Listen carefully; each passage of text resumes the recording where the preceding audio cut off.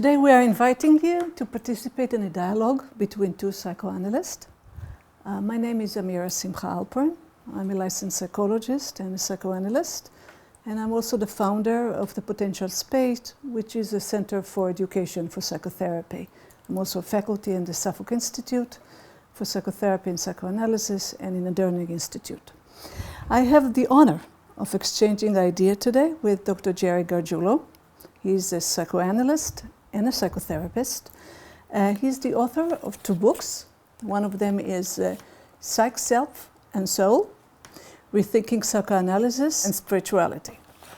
The second book, which is the recent one, which is it's a biography, it's Broken Father, Broken Sons.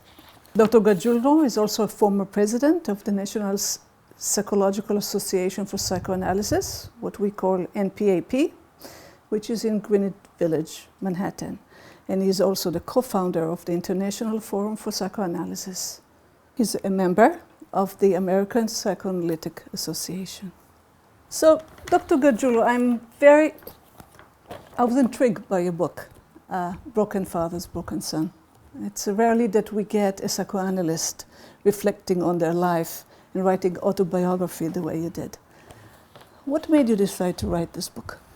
Many years ago, when I was completing my psychoanalytic training, I had the honor of taking the last course that Theodore Reich gave, a very, very famous follower of an innovator in psychoanalysis. And one thing always struck me about Reich, he was not afraid to speak about himself and to use himself in order to understand patients. He was very much against the proliferation of jargon and technical words. And he was very much against the hiding that for many years marked what a psychoanalyst was, under the guise of neutrality, as if somehow the analyst created transference, not the patient. Okay? So with that as a backdrop, I actually started writing the book about 2 years after my father passed away. And I did not intend to write a book. I intended merely to write the first chapter, which I had called The Autobiography of Humpty Dumpty. I wrote that, and I showed it to a few people, and I was about to send it out to different journals. And a number of people said, please continue. Please continue. Okay? And so I decided that I would not only talk about my childhood, but I would talk about my 10 years as a Carmelite monk, about leaving the seminary, about meeting my beautiful wife, becoming a lay professor of theology, but hopefully, and each reader will have to decide whether that's been achieved or not, hopefully that people can see that no matter what your childhood is, that therapy, analysis, therapy, insight-directed therapy, as well as emotional, obviously, can help heal us, that we are constantly growing, that we are constantly changing, that we don't have to be defined by our childhood, although we are molded by our childhood, but we're not defined by it, okay? And I think that's one of the things psychoanalysis helps you understand. We don't give people new childhoods, but we give them ways of interpreting it so that it now is a more freeing experience rather than a confining experience. You know, it's interesting for those people who didn't read your book, you describe a very difficult childhood and a very strenuous relationship with your father. I think why I chose the title was out of actually forgiveness for my father. It's because I came to understand progressively that although I could be very hurt and angry at some of the things that happened to me, that he was broken himself, that there wasn't a malicious passing on of unfortunate experiences. My father came to great understanding about himself at the end of his life, for which I'm very grateful, and that I was able to resolve a number of issues from my childhood, and that's really good enough. Also, the metaphor of Humpty Dumpty, it's playful, I liked it very much, it's playful, but it also gave me a sense of something pessimistic that does some kind of injustice to your book, because, you know, all the king horses and all king men couldn't put Humpty together again. And in a way, you put yourself together. Yes, yes. You yes. put it. Yes. I think why I used it was to try to convey the brokenness of my childhood. And I do say in the book that I was puzzled myself. What could it possibly mean that all the king's horses, and all the king's men, okay? And I'm liken the horses to anger, okay? And the men to interaction. That's really what I did. And so when one has difficulties in life, and we all have them, no one escapes, okay? One has to work out love and anger, okay? And it's a task, and it's a worthy task, okay? It's much more of a meaningful task than just the accumulation of things, which are certainly helpful, but not the goal of life. So let's go back a little bit. Let's go back to the childhood, and then we'll go with you along as your life unfolds, at least in the book. What was the most difficult, now from an adult point of view, when you look back at the child that you were, what was the challenging part of your relationship with your father? It took me a long time, and my own analysis and my own experience in marriage, and probably my own children, that long, to realize that my father did love me. But he was... So you felt unloved? I felt unloved, yeah. But that he was not able to convey it much. He didn't spit little bits and pieces, but that he was shadowed by his own childhood. I know that. So I understood that. It took me a while to understand, and maybe it was having my own children to understand that you have to, that you must convey your love. He was terribly tied up, terribly bound by his own childhood. I was able, but I've never repudiated my father. Sometimes people are surprised when I say, you can hate what a parent did to you. That doesn't mean you don't love them. Of course you love them, okay? But you don't have to deny what they did. So what did it leave you with that today? This experience as a child, how did it form you as an adult today? One has to, another point that you had asked me about when we were talking, Amira, where I wrote in the book, as we listen to our patients, we have to be writing our own autobiography. That's my favorite quote from the book. Okay, but I believe that. In other words, if we're not identifying with the patient, if we can't somewhere inside of us, we don't merge with our patients, of course not. But if we can't experience, to a certain extent, simultaneously their pain and their difficulty, then we're not going to be able to hear them. We'll hear their words, but we won't really hear what they're saying. And I think some of the injuries that I had, which were not horrendous, they were very difficult injuries, but they weren't horrendous injuries, has enabled me to have that level of openness and to identify with patients. Let's not jump ahead. Right. After a year of college, you decided to join the Carmelite order, right, and to study religion, right, with the intention of being ordained as a priest. Correct. Can you share with us a little bit what led you to this decision? It's pretty unusual for a 18-year-old to make this decision. Well, I really think, in point of fact, that I was simply unprepared. I knew I was looking for a supportive, loving father, even mother, okay? I knew that I needed some healing, and I wasn't sure where to get it, okay? And I knew that I was simply unprepared to jump into adulthood. Okay. From all the substitute father figures, right, I liked Father Ernie the most. Oh, I loved Father And Ernie. I tell you why. Yeah. He realized that you're different than him. He probably was very committed. Yes. To the this discipline. Yes. He was. But he realized that you're different than him. Yeah. And he allowed you to be different. He allowed me to be This is different. the type of father that allows the son to succeed in his own way. Correct. Even if it's different than you. Correct. So in a way that's much more heroic, yeah, paternal figure, that somebody that's, nurtures you to be like him. Right. So in a way, although he was so committed, he was able to see that you're different and give you permission. Yes. In fact, years later when we knew each other as adults, and he read my Psyche, Self, and Soul book, he was unhappy with it, okay? Oh, what was, I was curious, okay, what was he unhappy the with? spirituality, the repudiation of the formal religion. I see. But he said, you have to do what you have to do, and that's okay, okay? So there it was again. And I would just balance classical psychoanalytic terminology about Oedipal as to say, what's involved there is not just Oedipal strivings, competition with the father and identifying with the father. It's again whether the father is narcissistic. If a father is narcissistic and thinks that the son has to be just like them and has to go into their profession and has to go to the school that they want, okay, that's a major problem. Yes. Not just the son's potential or possible Oedipal conflict with the father.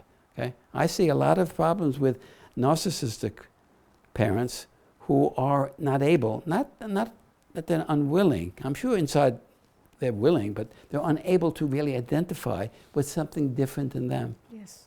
Okay? And dedicate themselves to the growth of something different. Let me ask you, because, you know, we treat patients all the time, we Right. have our own life. When we have difficult relationship with our parents, we tend to repeat it in our adult life. Mhm. Many people come and they choose as a partner the same hurting Yes, parent yeah, right. as their own parent was, and the Right. trauma repeats. Right.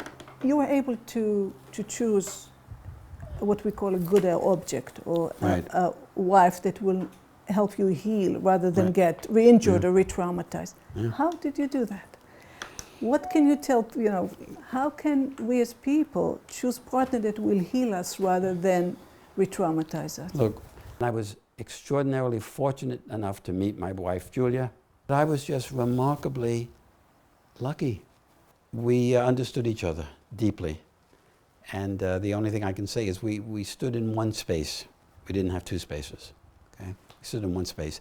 And she was, Amira, you're right, she was fiercely protective of me. The way a father is, she's fiercely protective. Caringly supportive of me, the way a mother is. What do you remember from your own analysis, and what was the transforming part of your experience? I think my analysis was enormously helpful. I'm not sure I just said... In what way? It was helpful that, one, I had a man who was truly interested in helping me and in understanding me and not categorizing me. And at the end, as people who happened to read the book, one of the primary turning points in the book, maybe 6 months before my father passed away, with great sorrow and with great sincerity, he apologized to me and said to me, in effect, from age 5 years old, you were right, I did always favor your brother. Okay? What did it mean to you to hear that from The you? validation of my perceptions. Okay? Validation of my perceptions. Consequently, when I listen to patients, my first assumption, particularly beginning patients, and they ask me what therapy is about, I tell them what I think it's about, which is it's becoming real.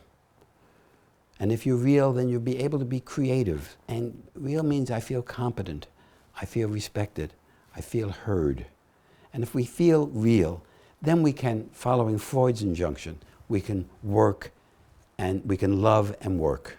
This brings back to the focus how important it is that somebody feels validated and affirmed. That's right. And that's what my analysis helped me with that. Besides giving me insight into my own distortions and my own misreadings of things. Of course, we all do that. That's just standard, okay?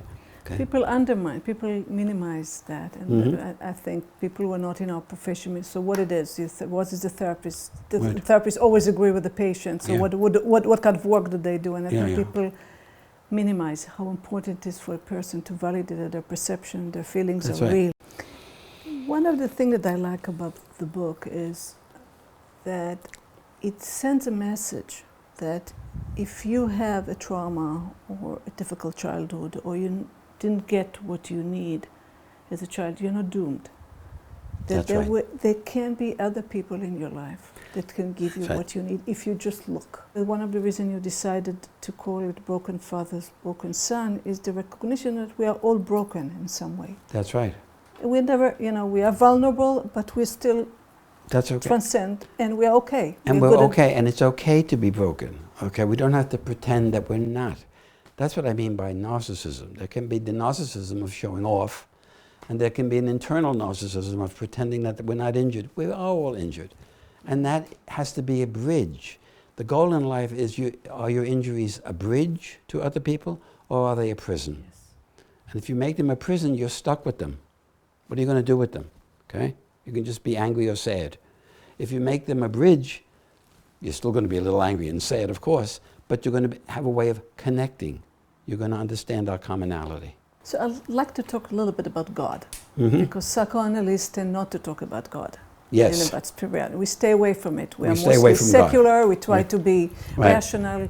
But let's talk about it, because I'm wondering, as an analyst, you treat people with trauma that went through horrendous history. And some of them is personal history. And some of them are very resilient. Somehow they transcend and build a healthy life, choose appropriate partner. Some are not, but some are.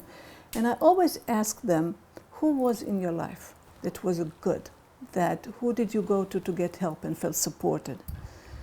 And sometimes people have no human help. Yep. But they say to me that God, or their belief in God, kept them together and helped them hope for a better future. There are two main traditions in theology. In the Western world, we've only been primarily exposed to one, which is what we call positive theology, where people make all kinds of positive statements about God. Okay? There's another tradition, equally old in the West, equally going back to the Middle Ages and even going back to Plotinus, early Greek philosophers, which is called negative theology, which is individuals have to find that quiet place inside them where they can hear in a sense, the vibrancy of life, okay? Where they know that they are connected with every other human being, where they know that in order to be real, one can't flee from that quiet place. One has to find it. Okay? In the book Psyche, Self and Soul, I quote a great deal of what Meister Eckhart, 13th century Dominican philosopher, mystic. He said, don't worry about talking about God so much and describing what God is, okay? Know that we have to have compassion, love, care, and generosity. And that if we do that, we will find that which transcends us, okay? And in finding that which transcends us, we will no longer feel alone, okay? And I think as a psychoanalyst, I have no trouble with that belief. I do have trouble with our Western theistic notion of God, which unfortunately makes him either a watchmaker or an accountant, okay? Something bad happens to people and people get angry at God as if he didn't make the watch correct and he should come in and correct it. That's not what reality shows us, okay? Rather than we adding up our actions, rather than our actions affect who we are, not is God going to catch us doing something wrong and therefore punish us? I frankly think that's close to blasphemy, because I don't think it helps people transcend themselves. And if the word means anything, it means our capacity to overcome our narcissism. I live in a house with 3 or 4 mirrors in it, okay? And to get out of ourselves and find ourselves with and in other people. Now, what's your favorite part of the book? book? If you allow me just 2 minutes, let me read the epilogue, because I would love you to read it. Okay. I am listening now to my musings as I hear the endless, mild-mannered waves of the ocean come home to their shores on this sunny September afternoon. Sitting as I am on a sparsely peopled Amagansett beach, knowing, as we all know, that there are other private, seemingly separate selves sitting like me by water's edge. Millions of us listening to the waves, listening to ourselves, wanting, forgetting, killing, loving, talking to parents, forgetting our own names, finding consciousness, losing it to reverie, to violence, to drugs, to facts, needing the moment to stay for just a second longer, forgetting that we are close relatives with the seas which haunt us, engulf us, and feed us, seeking the Humpty of our youth or our hopes, if we can still have them, and knowing that kings and armies pass, Parents fade into forgotten tales. Facts deceive, and matter breaks repeatedly. And it is only in the touch of finger to finger that we can feel created because we let someone close. And in the telling of our common tale of Humpty's fall and rebirth, we know that consciousness is noble wherever its epiphany. And we owe each and every moment of its appearance the dignity of healing. That to me really sums up what I try to do.